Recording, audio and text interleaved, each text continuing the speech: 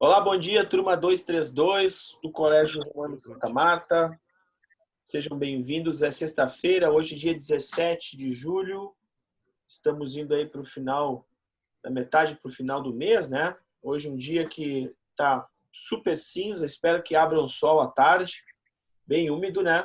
Mas a gente vai continuar com os nossos estudos. E a gente está trabalhando especificamente a Era Vargas, né? Então, hoje a gente vai ver o estado autoritário de Vargas, né? A gente viu nesse período todo, e antes da gente começar a aula, eu vou fazer rapidamente uma recapitulação do que a gente viu, né? Rever um pouco aí, organizar as ideias de tudo que a gente já viu até agora, para que a gente entenda, porque esse período é um período, a Era Vargas é um período bem de três partes, no mínimo três partes, né, diferentes, tá? Então vamos nessa. A gente viu que Vargas chega ao poder através de um golpe, né? Ele estabelece as suas relações com a população brasileira através de leis que são, na verdade, decretos-lei, porque não existe uma constituição nesse primeiro governo dele, que é um governo provisório, né? Ele vai ser contestado, questionado, justamente por quem? Pela elite de São Paulo. Ele volta atrás, então depois de uma revolta em São Paulo chamado constitucionalista, ele volta atrás, ele faz uma constituição. Neste governo provisório, ele apresenta uma série de medidas que são extremamente populares, mas que são importantes para o desenvolvimento do capitalismo no Brasil, que são as leis trabalhistas e tudo mais. E ele chega, então, monta uma Assembleia Constituinte e chega ao poder, finalmente, através do voto. Bom dia, senhor. Bom dia, tudo bem?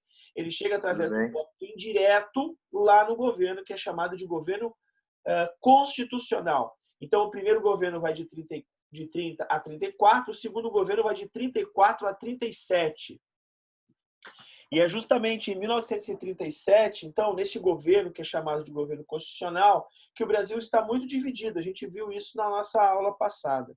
O Brasil vai estar dividido entre duas forças antagônicas. Uma de extrema-direita, chamada A e B, que era proposta por Salgado, e a outra, uma força de esquerda.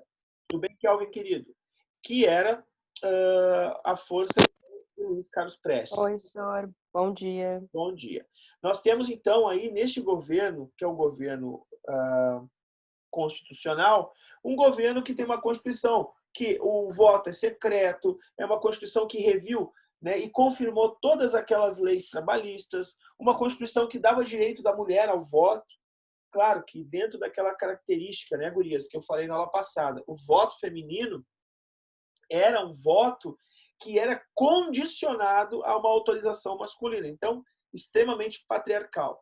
Nós vamos ver também que neste governo provisório, essa dualidade, né, entre essas duas ideias, tentativa de golpe da esquerda através da intentona comunista, e no final deste governo, então antes do final do governo, que é em 38, em 1937, Vargas ele cria um plano mirabolante chamado de Plano Cohen, e diz que esse plano era uma tentativa da esquerda de dar um golpe no governo brasileiro. E aí ele vai fazer o quê?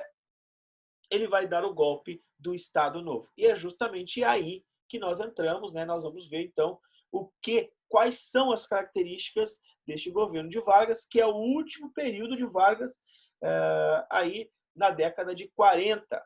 Tá? Então, vamos lá. Vou pedir licença a vocês. Alguém de vocês tem alguma dúvida em relação a esse período que a gente viu, de 30 até 37? Ficaram com alguma dúvida? Querem questionar? Não. Ô, Não, senhor, a senhor. única coisa que eu queria falar aqui que a Isabela pediu é se não tem como ativar o chat, porque o áudio dela não tá funcionando, daí caso ela tenha uma dúvida, eu botar no chat. Ai, ai, ai. Deixa eu ver aqui agora, bicho.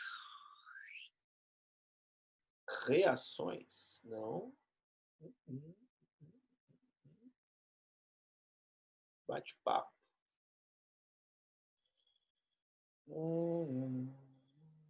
Participantes podem conversar?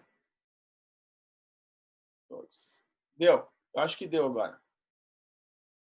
Vê aí se tá dando aí.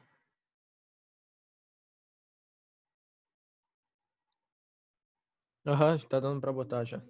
Beleza. Então vamos nessa. Vou pedir para compartilhar então os itens com vocês.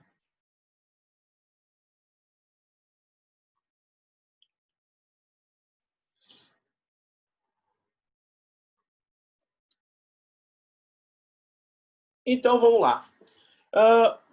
Vejam ali, né? Divulgação de plano Cohen, suposto plano comunista de tomada de poder no Estado Novo, no Estado brasileiro. E aí o que Vargas vai pensar? Vargas vai dizer o seguinte, ó, sem papo com os comunistas, vão fechar o Congresso, esse plano quer derrotar o Estado brasileiro. Só que tomem cuidado com uma coisa, os comunistas já haviam sido derrotados lá no período em 1935 com a intentona comunista, né? Eles foram derrotados, inclusive eu indiquei o filme da Olga para vocês, né? Foram derrotados, Luiz Carlos Prestes é preso, a mulher dele é deportada, enfim, ela é morta lá na Alemanha. Então não havia. Então este plano é um plano inventado por Vargas para tomar o poder. E aí por que Vargas toma o poder? Justamente porque ele tinha medo da concorrência. E vejam só, olhem para a data do Estado Novo. O Estado Novo começa em 1937 e vai até 1945. E aí eu faço uma pergunta para vocês. Sabendo que vocês são extremamente conectivos em relação aos conteúdos que a gente viu, a gente trabalhou até agora no âmbito internacional, políticas internacionais, que vão se associar com a data do término do Estado Novo. Alguém poderia me dizer que políticas são essas, que eventos são esses, que coincidem com o término do Estado Novo? Não seria a política do café com leite, senhor? Olha só, políticas internacionais. A política do café com leite ela terminou ali em 1930. Beleza. Mas o que está acontecendo no âmbito internacional? Né? A gente estudou isso até agora há pouco. Né? Antes de começar a Era Vargas, a gente estava estudando justamente este assunto. E o que coincide aí com essa mesma data do Estado Novo? Nazismo. O nazifascismo. Mais do que isso, né, Maria? Foi a Maria que falou? Foi. Mais do que isso. Quando ocorre o final da Segunda Guerra Mundial? Da segunda? É. O final dela? Isso. 1945. Não sei se é abril. Não, justamente, perfeito. Não interessa o mês. Tá. Na verdade, o que nós temos aqui, o final do Estado Novo, em 1945.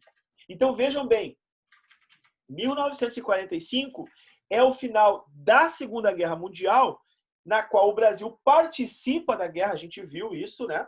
E coincide com o final do governo de Vargas, coincide com o final do Estado Novo. Então, pessoal, eu quero que vocês prestem muita atenção, porque como é que Vargas vai lutar na guerra, né, e como é que ele vai estabelecer essa política que a gente vai ver agora, que é a política do Estado Novo. Certo? Então, vamos lá. Quais são as características do Estado Novo? Olha só, Vargas já estava muito, digamos assim, ressabiado com entrar com um golpe e ter uma resistência a esse golpe. Né? Isso aconteceu lá em 1930, a gente teve a Revolução de 32 em São Paulo. Então, o que ele fez? Ele deu o golpe, ele fez o golpe do Estado Novo e já chegou com uma Constituição pronta. Ele é malandro, ele é malandrão. Então, ele fez o golpe e já entregou a Constituição. Que Constituição é essa? Constituição que tem um apelido, está aqui, ó. Constituição Polaca. E o que quer dizer isso? Quer dizer que essa Constituição polonesa, por isso que é polaca, ela é uma Constituição fascista. Ela é uma Constituição que oprime direitos do cidadão. Então, a gente vai ver quais são as características deste governo de Vargas a partir dessa Constituição. Por exemplo, o Estado, nessa Constituição, é um estado de emergência, é um estado de exceção, é um estado autoritário, é um estado ditatorial, é um estado absoluto, ou seja, plenos poderes ao poder do presidente, ao poder executivo. Todos os outros poderes estão suspensos, é apenas o poder do presidente é quem manda. Ele tem poder de polícia, ele pode mandar prender, ele pode mandar executar. ele não permite, ele não pergunta se pode, ele vai e faz. Então, essa característica é uma característica fascista. É uma característica que vai governar a partir de decretos, então ele não discute lei com ninguém. Hoje, todas as formas de discussão, de debate sobre leis, ela se dá no âmbito do legislativo, né? E o judiciário está sempre percebendo se essa lei fere ou não fere os direitos do homem e do cidadão, né? E então, por isso que hoje nós temos um regime que é um regime democrático. Aqui não existe democracia. Aqui é imposição pura, certo? Então, qual é a característica do Estado Novo? É um Estado fascista, é um Estado muito autoritário. O Congresso vai ser fechado, por isso, então, todos os parlamentares que não forem parlamentares apoiadores do governo Getúlio Vargas vão ser presos, vão ser perseguidos, né? Vai ter proibição de movimentos sociais. Veja que os movimentos sociais, e vocês devem ter estudado, ou se não estudaram, vocês vão estudar com o professor José Mário, os movimentos sociais, eles são fruto das relações humanas, né? Eles garantem direitos do cidadão. Então, por exemplo, os direitos trabalhistas, né? Eles só ocorreram, Getúlio só forneceu esses direitos porque haviam greves, porque havia greve, havia paralisação, né, de trabalhadores, havia formação de sindicatos. Então, Getúlio Vargas deu um jeito de criar condições, criou leis trabalhistas, criou o sindicato atrelado ao Estado. Então, tudo isso, né, mesmo assim, os trabalhadores ainda queriam mais melhorias. E a gente vê que, durante os anos, essas atividades, né, laborais, como o aumento salarial, por exemplo, elas se dão a partir das greves, dos movimentos sociais. E temos outros que não são só de trabalhadores, né?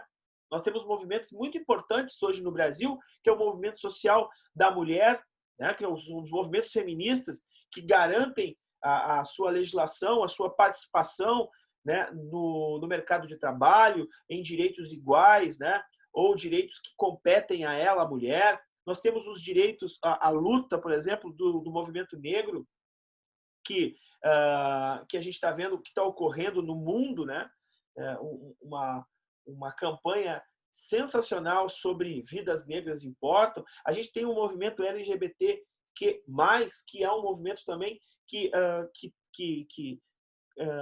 busca, né, reconhecimento, melhorias, garantias. Então, todos os movimentos sociais vão ser perseguidos e vão ser proibidos no Brasil, certo? Censura. A censura é uma coisa que está no debate hoje, né? A gente está vendo aí uma série de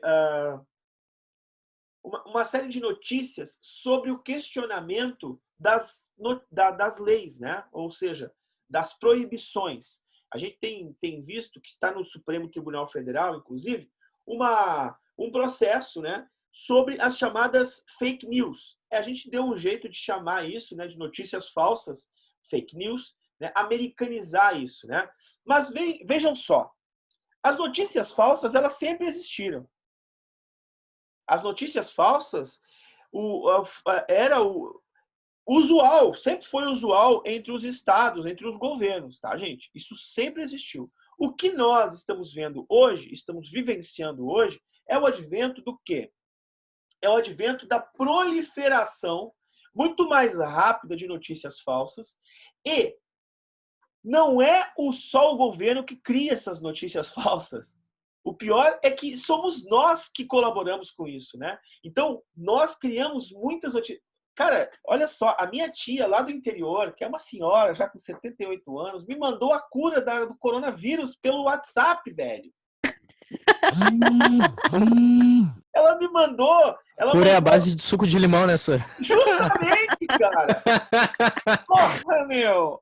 Eu tenho. Né, é só tomar o suco de limão, cara, que tá tudo resolvido. E como é que essa galera não pensou nisso antes, né? Então, cara, Não, é um negócio absurdo.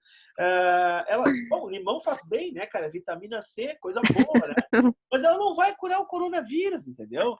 Então, a gente tem que ter muito cuidado com isso. O que Vargas vai fazer? Vargas vai criar um departamento de imprensa e propaganda. Isso, tudo que está em negrito no nosso slide aqui, ele é muito importante, tá? Então, ali, ó, o DIP, Departamento de Imprensa e Propaganda, ele vai servir justamente para quê? Primeiro, para divulgar o governo. Tá? O Departamento de Imprensa e Propaganda do governo Vargas vai criar uma coisa sensacional. Sensacional. Todo mundo sabe o que é. A Voz do Brasil. Isso mesmo. Às 7 horas de todos os dias, menos do domingo, nós temos esse programa que vai interromper a programação das rádios. Aliás, rádio, vamos combinar, né? Rádio é uma coisa que a gente não escuta mais, né? A galera escuta o quê? Escuta streaming, né? Escuta aí o Spotify, né? Baixa som, vê vídeo, escuta o Deezer, né? Quer dizer, vai escutar, como é que é o nome daquilo que a galera fica falando o tempão? Não é blogger. Enfim, vai escutar qualquer coisa, velho, mas não vai... Podcast, senhor?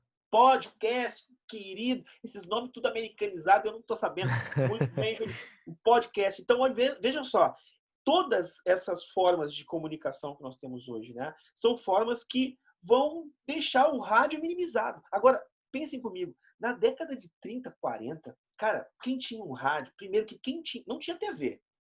Não tinha TV. A TV é um negócio que vai chegar na década de 50. E aí é muito engraçado que aí a TV, ela vai assim, os clubes, né? O Grêmio Náutico União vai ter uma TV. Olha que loucura, na década de 50. O Clube Farrapos vai ter uma TV. O Internacional vai ter uma TV lá no clube. O Olímpico vai ter uma TV lá no clube, na década de 50. E aí as pessoas, os sócios do clube, vão poder ir assistir a TV. Aí fica uma galera sentada assistindo TV. Olha só que coisa louca, né, cara? Então, e a TV era um negócio assim, ó. Tu acende a TV. Tu liga ela às 4 da tarde, o programa é às 7. Ela vai esquentando as válvulas.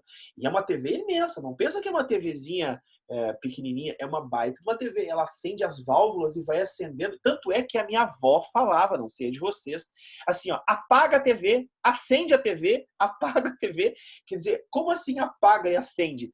É justamente porque ele esquentava todas as válvulas para poder iluminar aquele telão e a gente poder ter um programa que iria ser transmitido, que não tinha propaganda, não tinha programa contínuo na TV. Era um programa na tal hora, velho.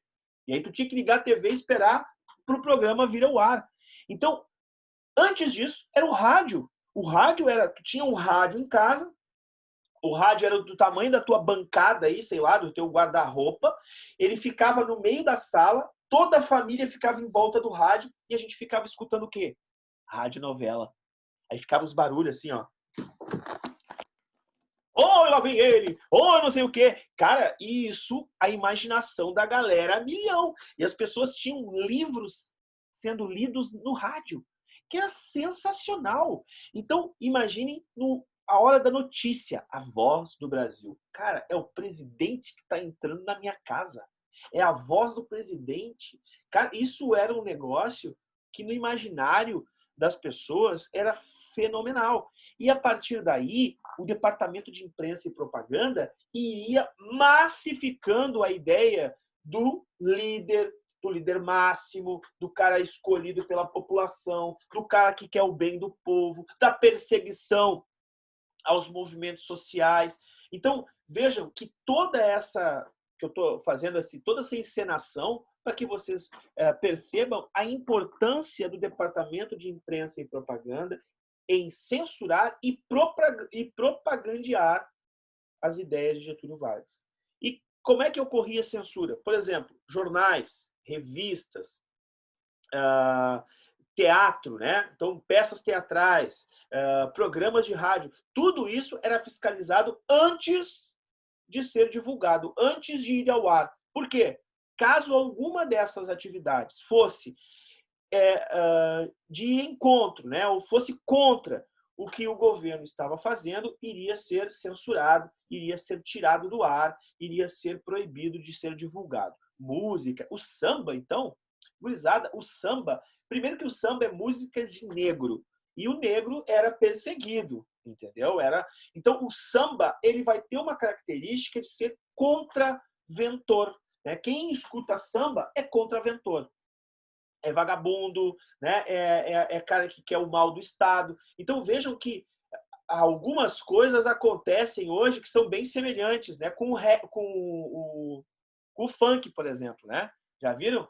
Né? Que tem o cara que escuta funk e é classificado, esse aí é vagabundo, ó. Isso aí é vagabunda, isso aí não sei o quê. Então a gente tem que ter muito cuidado com esses elementos, né? Que vão detonando, deturpando, de fato, o que ele é, né? Então, todo e qualquer opositor ao governo era preso.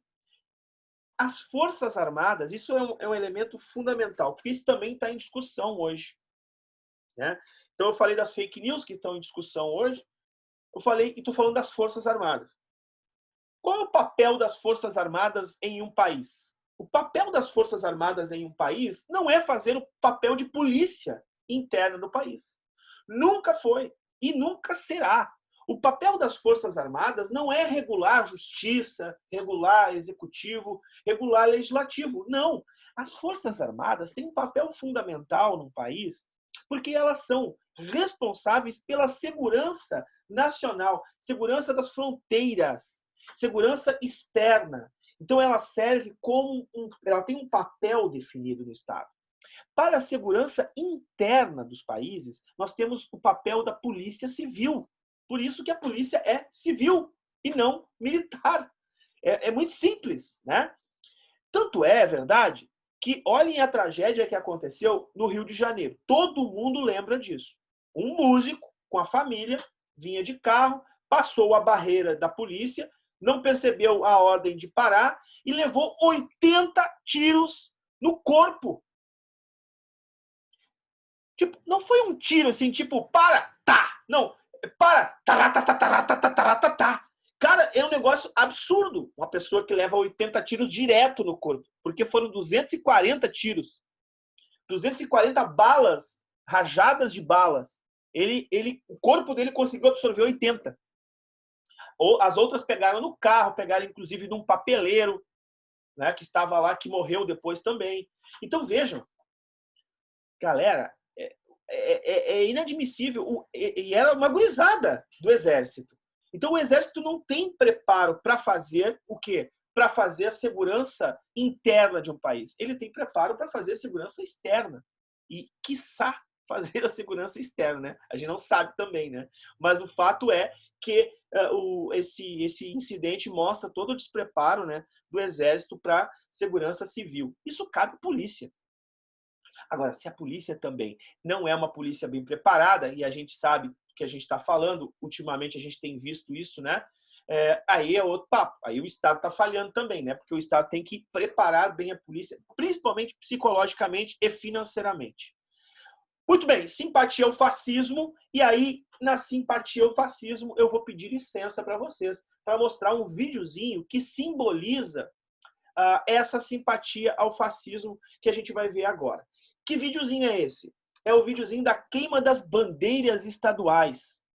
O que significou isso? As bandeiras estaduais significa que cada estado, né, tem a sua característica, a sua cultura, o seu desenvolvimento econômico, a sua política. Até hoje é assim. Então, vamos ver esse vídeo que está no YouTube. Com licença, vou botar aqui. O áudio não está muito bom, então por isso vou fazer bastante silêncio aqui, tentem escutar, para depois a gente fazer um debatezinho sobre isso, tá? Vamos nessa. Na praia do Roosevelt, realizou-se a festa da bandeira com grande imponência. Comparecendo a esta solenidade cívica, os senhores presidentes da República, ministros de Estado, corpo diplomático e altas autoridades civis e militares. As bandeiras representando os estados do Brasil, abolidas pela nova Constituição, enfileiradas aguardam o momento da cremação. Sua Excelência, o presidente Getúlio Vargas chega ao campo do Rússio para assistir à solenidade. A missa campal, rezada num grandioso altar armado em conjunção com o altar da pátria, foi celebrada por sua eminência, o cardeal D. Sebastião Leme, acolitado de altos dignatários da Igreja. Terminada a missa campal, teve lugar a cerimônia do hasteamento da bandeira nacional pelo presidente da República, sendo hasteado ao mesmo tempo, em 22 mastros, o pavilhão nacional, simbolizando os 22 estados.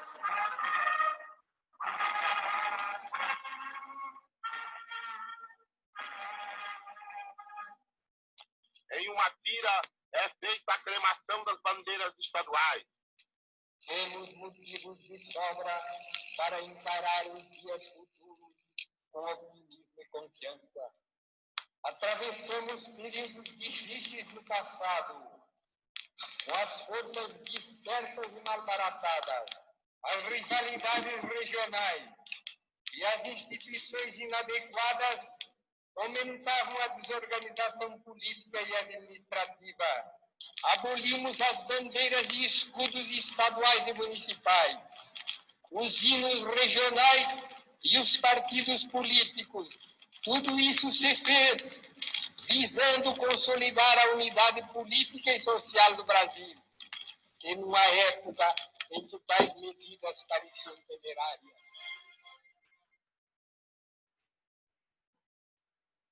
Então, gurizada, o que eu quero trazer para vocês aí é justamente o quê? Deixa eu ver aqui. Eu quero perguntar para vocês, essa última coisa que falou Getúlio Vargas aí, né? Que as bandeiras ou os hinos, todos eles foram destruídos, foram esquecidos, têm que ser esquecidos, porque agora o que interessa é a unidade, o que interessa é caminhar juntos, né? É termos a mesma ideia, é de construir um país e tal, e tal, e tal. Então a pergunta que eu faço para vocês, e eu gostaria de ouvi-los, é a seguinte. Sobre essa questão, né? Nós temos um debate hoje no Brasil que é um debate quase que intolerante, né? Em relação ao que pensa um e o que pensa outro. A gente muitas vezes não quer nem ouvir o que o outro tem a dizer, né? E já sai xingando, já dizendo que o outro é X ou é Y. Essa intolerância ou essa falta de diálogo, né? É mais ou menos o que o Getúlio Vargas está chamando a atenção no vídeo dele ali, né? Que nós teríamos que ter mais unidade, por isso teríamos que esquecer as nossas diferenças, né? Esquecer e teríamos que ter apenas um caminho a seguir. O que vocês acham dessa política, né? Que vocês acreditam que a política ela tem que ter o caminho único, um pensamento único, ou vocês acreditam que a política, para se fazer, ela tem que ser multicultural, ela tem que ser, ela tem que privilegiar as diversas formas de pensar? O que vocês acham sobre isso? Poderiam me dizer e argumentar, por favor? Acho que até por ser um ramo da política tem que ter vários pensamentos, né, Tussor? Vários pensamentos, opiniões, argumentos, e não só um, porque senão não tem como debater tendo só uma forma de pensamento, de argumentar. Então, essa é uma forma de como é que fala? De haver um debate, né? Sim. Porque como é que vai haver um debate tendo só um pensamento? Sim, fica difícil, né? Daí não tem, aí é monólogo, né? É monólogo. E aí, pessoal, o que mais vocês acham aí? Acho que não pode ter só um jeito de pensar, até porque se tu for analisar a história, tanto na arte como a gente aprende na literatura, cada período literário é oposição ao que passou. Então, tudo, eu acho que para evoluir tem que ter dois lados, né? Mesmo que não tenha um certo, que a gente não possa dizer que tem um certo, mas sempre tem que ter um para se opor, assim a gente vai evoluindo. Pois é. Eu gostaria de ouvir mais gente aí, tá? E se a gente tiver, assim, tipo, o que é o certo, a gente tem que fazer o certo. É o certo que tem que ser feito. E aí? Sor, eu achei aquele movimento ali muito semelhante ao que a gente via o que a gente estudou no nazismo, né? Sim, Tipo assim, radicalização, culto ao líder, sabe? A única diferença é que quando eles cultuavam o líder, que era o Hitler, tinha muitos homens, né? Eu acho que não tinha mulheres, né? E ali já tem. Meio que ele quis dizer, tipo assim, é, que ele não estava reprimindo as mulheres, sabe? sim. Mas não É, adiantou não, muita coisa, porque mesmo assim ele estava sendo bem radical.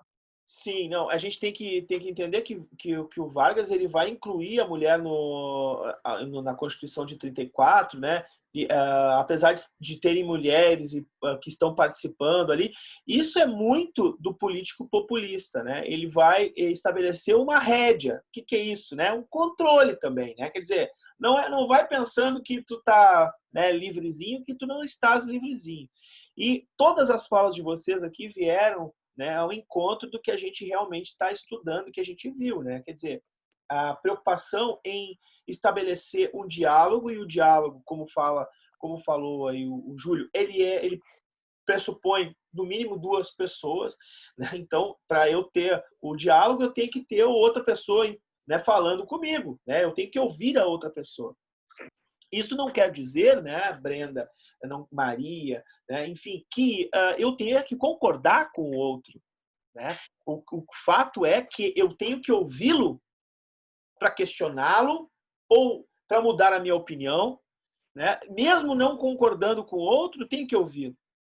Porque isso é um sinal de respeito, é um sinal do debate político. Né? E mesmo que, por exemplo, eu não reconheça que o outro está certo, eu tenho que ter a hombridade, a capacidade, né, de poder ceder, né, para que também as minhas ideias possam ser absorvidas pelo outro. Então, a política ela não é algo especificamente dos partidos ou dos estados. A política é algo que se estabelece entre nós, né, cidadãos normais. Porque nós, e aí vocês estudam com o professor José Mário Pacheco, né, em sociologia, nós somos seres sociais.